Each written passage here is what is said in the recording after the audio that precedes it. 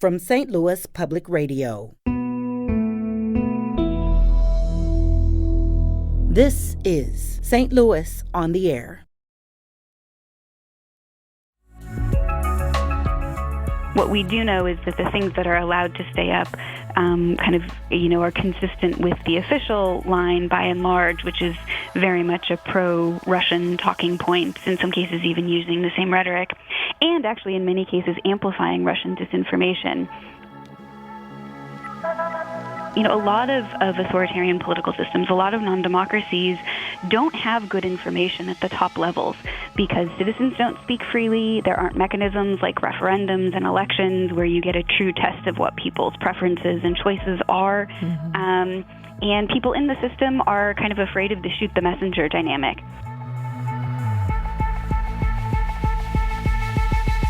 I'm Sarah Fensky.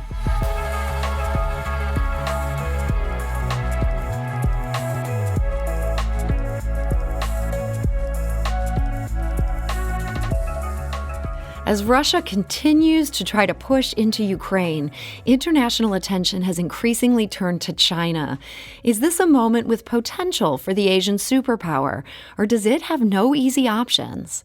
Well, my next guest here has some thoughts. Sheena Chestnut Greitens is the former First Lady of Missouri and an associate professor in the LBJ School of Public Affairs at the University of Texas at Austin. She focuses on East Asia, American national security, and authoritarian politics and foreign policy. Sheena, welcome. Thanks, Sarah. I'm glad to be with you. I wish we had slightly happier topics to talk about today. Yeah, this is a little bit grim, but so important to understand what's happening here. I want to start with something that may be easy, but I think it's also really complex. How would you characterize China's response to the Russian invasion of Ukraine? Yeah, I think it's a great question to start with. We really are, I believe, at an inflection point for world politics in many respects right now, both economically and in the security realm. And China is a pretty central actor on both of those pieces. China, prior to Putin's invasion of Ukraine, had signed what they referred to as a no-limits partnership in early February with Russia. And we don't know exactly what was said in those conversations between Xi Jinping and Putin, but my best guess is that Putin, who appears to have miscalculated the consequences of his own invasion plan, probably conveyed something really misleading to Xi if he provided any information at all. And so I think, what we've seen is China a little bit caught off guard and a little bit on its back foot in terms of its response to the invasion itself. But despite that, one of the things that's emerged very clearly is that China is not backing off of that no-limits partnership. The most consistent things that it has said are to assign primary blame to NATO and the United States for this crisis, not to Russia, and to express opposition to the sanctions that a majority of the world's countries and economies are now participating in. And that's even before you get to these recent reports about backfilling sanctions, providing direct economic and military support, which I think would be even a further game changer. But, we've really seen, despite some rhetoric about Chinese principles and sort of, respecting territorial integrity and things like that, that in practice and in its actual statements, China has leaned pretty hard toward its partnership with Russia, even though this invasion may not have been what they were expecting. And what makes you think that maybe they were a little bit caught off guard by this? It sounds like maybe Putin was laying the groundwork. I want a no-limits partnership. He wanted them on board, but maybe they weren't fully aware of what was to come? Yeah, well, to be honest, this is speculation. I'll be very clear that Sure. We don't know what was said in that meeting. But what we saw in the initial period after the invasion was the Chinese political system really defaulting to some of its sort of tried and true rhetoric, phrases that would have been pre-approved, for the press and the propaganda system to put out into the world, And so sometimes that can indicate a Chinese political system that is sort of trying to figure out what its approach is going to be. But But the other, interesting question here is that, a lot of authoritarian political systems, a lot of non-democracies don't have good information at the top levels because citizens don't speak freely. There aren't mechanisms like referendums and elections where you get a true test of what people's preferences and choices are. Mm-hmm. And people in the system are kind of afraid of the shoot the messenger dynamic. And I think we're seeing a lot of that play out with Putin. I think you see the pathologies of this very personalized dictatorship that he's created in both the military, the informational, and the sort of diplomatic response that Russia's had. But it's also possible that those information dynamics are playing out in China, where, despite a whole raft of evidence that the world watched unfold over the months before the invasion, that there may have been very particular beliefs in a system that really depends, to an incredible degree on Xi Jinping, and we just don't know exactly what he believed. And ultimately, in the Chinese political system, that's the key question a lot of times that matters. And I think it was here because he'd put a really personal stamp on this no limits partnership and on his personal relationship with Vladimir Putin, who he's now met dozens of times over the past decade. So the U.S. seems to really be warning China. I think that the press secretary, Jen Psaki, said on Monday the consequences for China would be significant if they aided Russia. Is that something that China would be afraid of or even take seriously? Yeah, I think that, China did not anticipate that, backing Russia would lead to threats to its own economic survival. And I think that's where we've seen so far the limits of China's supposedly no-limits partnership. So we've seen reports that Chinese actors have said, okay, we'll comply with the sanctions, because to do so would, to not comply with the sanctions would be, something that would cut them off from access to the global financial system. And both these Chinese entities and China's economic growth really depend on that. So I think, you've seen some initial limits. The question is if there's any seams or gaps in the sanctions regime, especially ones where China can benefit financially or economically from that, then I think you'll see China jump at the opportunity to provide that support. And so the example of Visa and MasterCard pulling out and UnionPay stepping into the breach immediately is a good example of where I think you'll see Chinese companies ready and willing to provide assistance as long as it's in their own self-interest.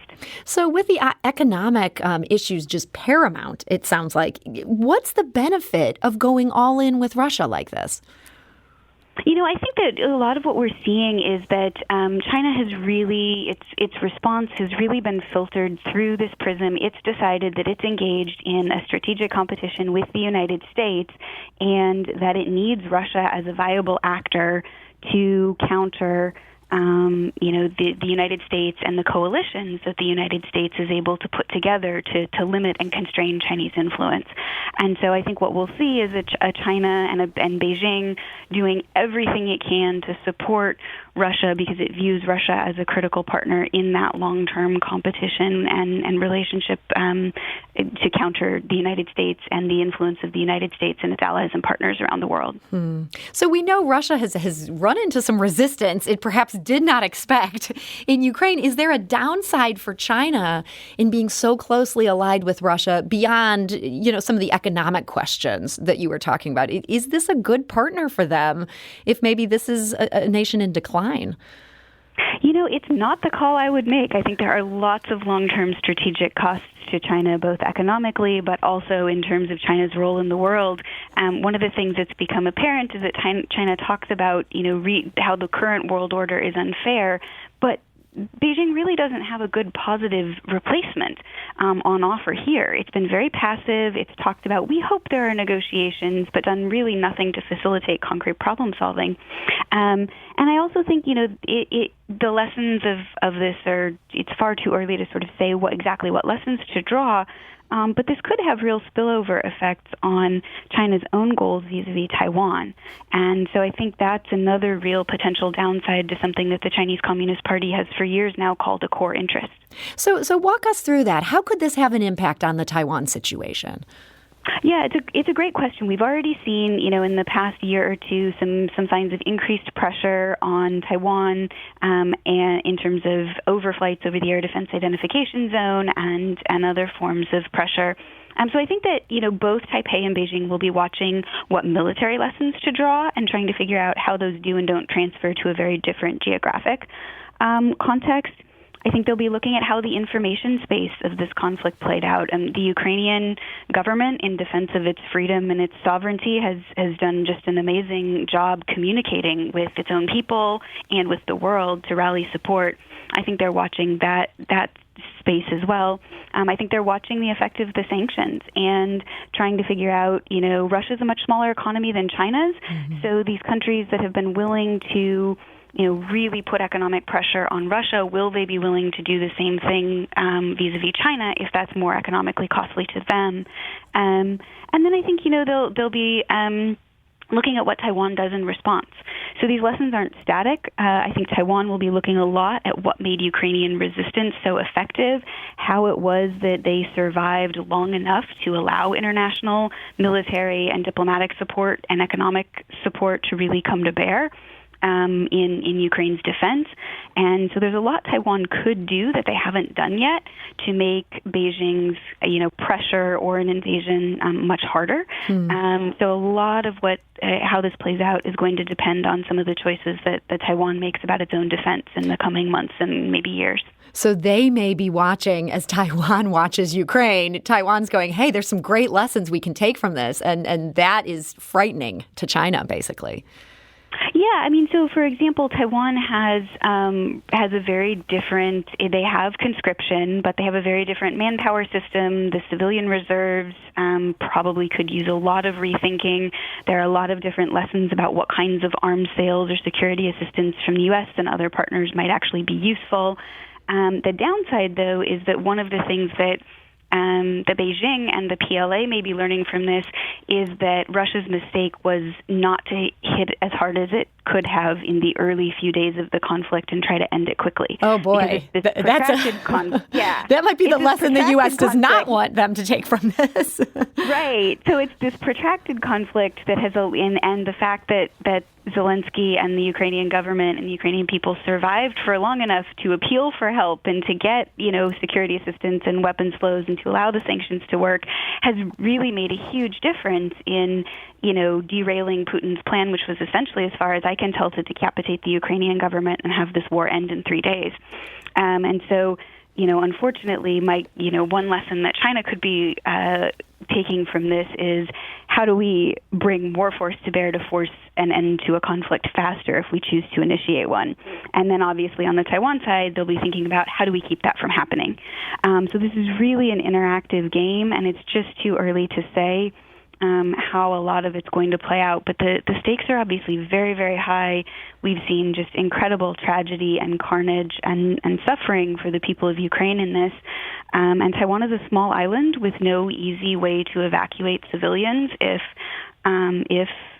bombardment or something like a blockade is put in place. That could be sort of catastrophic for the civilians and women, children, families in Taiwan. So the stakes are really high, and it's going to be really important that the U.S. and its partners have a lot of serious thinking and conversations about what to do about Ukraine, but also then what the implications are if something similar were ever to play out in Asia.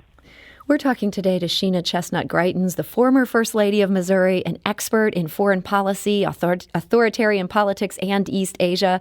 She's an associate professor at the University of Texas at Austin. Sheena, there's a lot of people in America who would like to see Beijing play a role in offering Russia an off-map, that this would maybe be the solution to this conflict. Do you think that's a realistic hope? I wish I could be more optimistic about China offering an off-ramp here. First of all, I think the real question and the right way to view this is what kind of off-ramp would Vladimir Putin take? Because the same sort of miscalculations and flawed thinking that got him into an invasion that he clearly badly miscalculated are going to make it harder for him to update and say, okay, this isn't going well. What's my best bet? So when people don't have good information, they don't he may not be able to weigh costs and benefits well, and to identify an off-ramp that would make sense for the Russian people and certainly for the people of Ukraine who didn't deserve to be attacked by a war criminal. Yeah. But on China's role specifically, China has sort of floated trial balloons about, well, China could help, but we know what it would look like for someone to actually try to play a negotiating role. We've seen that with a number of European leaders. We've seen that with the government of Israel. China's sort of support for negotiation seems to be more rhetorical than anything right now, in part because what might actually help is trying to restrain Putin and his government to identify the off-ramp that would make sense for them. And so far we've seen, not a lot of sign that they're willing to do that. If anything, they've leaned harder into that partnership, especially if these reports about economic and military support are true. It's pretty hard to be a mediator in a conflict if you're, sort of actively supporting an armed invasion and something that the International Court of Justice, as of this morning, said was completely illegal and needed to stop immediately. So it's just not clear to me that China's support for mediation means that they would take an active role. It's more like, this is what we would like to see, because this is this stuff has some risks to us, and we'd really rather you let us continue to pursue our own interests and not mess this up for China. Thanks. Yeah, sort of the wouldn't it be nice approach. Yeah, it's just a very self-interested approach, which I think is the consistent thread and through line in a lot of China's behavior since the crisis since the invasion started in late February. So you mentioned that even the Chinese president might not have full information about what's going on, or maybe leading up to it, that he didn't. I'm wondering about the Chinese citizens. Like, do we know how they feel about this war? Are they even being told right now what's going on?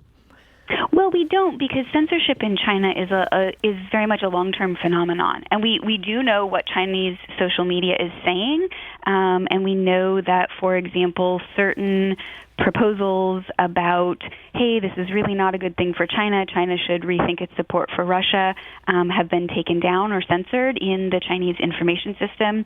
And we also know that Chinese social media is really very much a space where pro-Russian messaging is amplified and reinforced.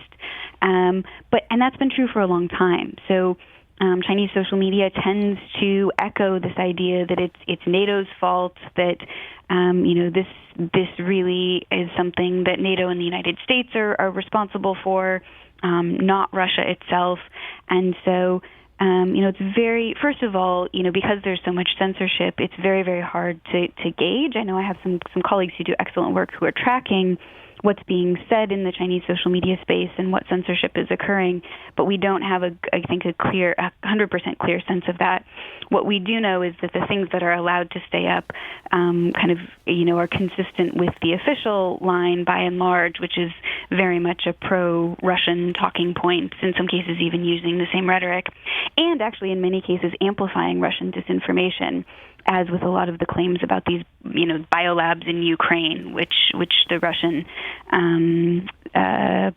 government has put out, and which are just, another example of anti-American disinformation campaigns. So, Sheena, in our final moments here, this is such a big, complex story. I'm stumbling in our final moments here. What are you going to be watching as this situation continues to unfold? I'll be watching to see whether there's any sign of disagreement among Putin's inner circle, because those are the only people he's really accountable to at this point. I'll be watching to see if there's a meaningful change in what China does, not what China says, but what it actually does.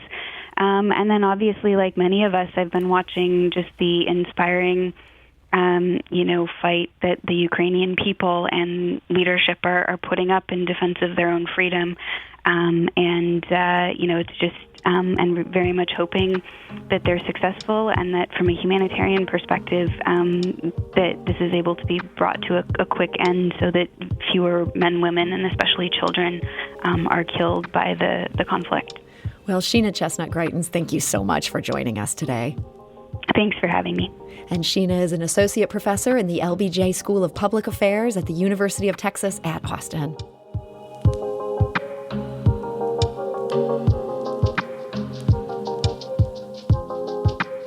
Today's episode was produced by Emily Woodbury with audio engineering and podcast design by Aaron Dorr. Our executive producer is Alex Hoyer. St. Louis on the Air is a production of St. Louis Public Radio. Understanding starts here. Do you find yourself regularly listening to episodes of St. Louis on the Air? Suggest us to a friend you think might enjoy our conversations. And leave us a review and rating on Apple Podcasts on the App Store. It's the simplest way to help people discover our show. Thanks.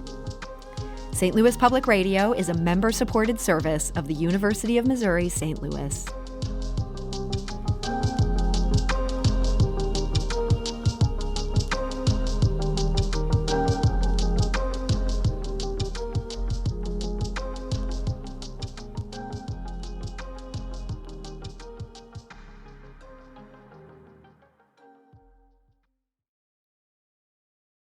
Support comes from the Missouri Forest Products Association, honoring Arbor Day on April 26th, with an ongoing commitment to sustainable stewardship and conservation of Missouri's forests. ChooseWood.com.